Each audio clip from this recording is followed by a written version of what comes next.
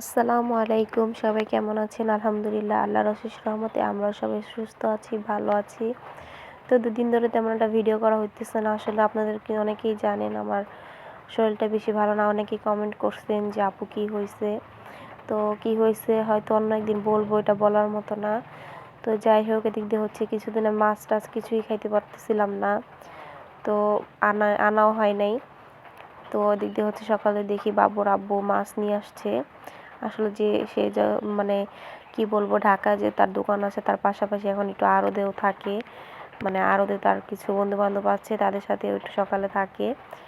তো সকালেই তার বন্ধুরা মাছ পাঠাইছে। এই যে এদিক দিয়ে কিন্তু অনেক ধরনের চিংড়ি মাছ ছিল। আর এরকম মাছ কিন্তু আপনারা ঢাকা শহর পাবেন না, কখনোই পাবেন না। আর যদিও পান তা হবে অনেক দাম, কারণ এটি কিন্তু সব নদীর মাছ। আমাদের যেহেতু ফরিদপুর আমাদের বাড়ি, আমাদের নদীর এলাকা, তো এখানে কিন্তু অনেক ধরনের মাছ পাওয়া যায়, কিন্তু দামটা একটু বেশি হয়। আর যদি হয় এরকম মাছ, দিক দিয়ে দেখেন আয়ের মাছ ছিল, তারপরে কি বলে এটাকে, বড় বড় বালিয়া মাছ ছিল। তারপরে যেগুলো কিন্তু চাষের চিংড়ি না, এগুলো কিন্তু একদম নদীর। তো কার কে কে এরকম মাছ অনেক মিস করেন, যারা প্রবাসে থাকেন তারা তো অবশ্যই মিস করেন। তো এদিক দিয়ে এই যে আম্মু মাছ কাটতেছিল। আর আমাদের জন্য সবাই দোয়া করবেন, আল্লাহ যেন আমাদের সবার সাথে সুখে শান্তিতে থাকতে পারি।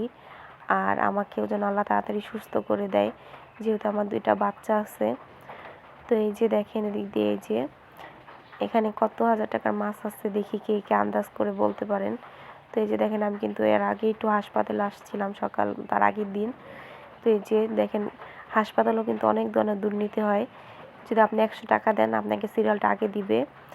তো এখানে অনেক ধরনের ভেজাল হইতেছিল, অনেক রুগীর অপেক্ষা করতেছিল। তো আমিও বসে বসে এই যে আমার ছেলে দুষ্টামি করতেছে আম্মুর সাথে। তো এই যে বলতেছি আব্দুল আমার দিকে একটু তাকাও, এই যে খাইতেছে। আমার মেয়েও আসছে। আসলে বাচ্চাদের বাসায় রেখে আসলেও ঝামেলা, টেনশন হয়। তো সবাই আমার জন্য দোয়া করবেন, আল্লাহ যেন আমাকে অনেক তাড়াতাড়ি সুস্থ করে দেয়। দেখতে যে আমার মেয়ে খাইতেছিল। আর অনেক মানুষ ছিল এখানে। এটা হচ্ছে পাঁচচর লাইফ কেয়ার হাসপাতাল। তো এটা নতুন যেহেতু, তো ভাবলাম যে এখানে একটু যাই, দেখি যে এখানকারই কেমন। তো যাই হোক, আসছি, আসার পর ডাক্তার দেখাবো। তো সবাই আমার জন্য দোয়া করবেন। ডাক্তার তেমন একটা খারাপ কিছু বলে নাই। তো আমার 2টা বাচ্চা নিয়ে যেন, আমার ফ্যামিলি নিয়ে যেন আমি শান্তিতে থাকতে পারি, সবাই দোয়া করবেন।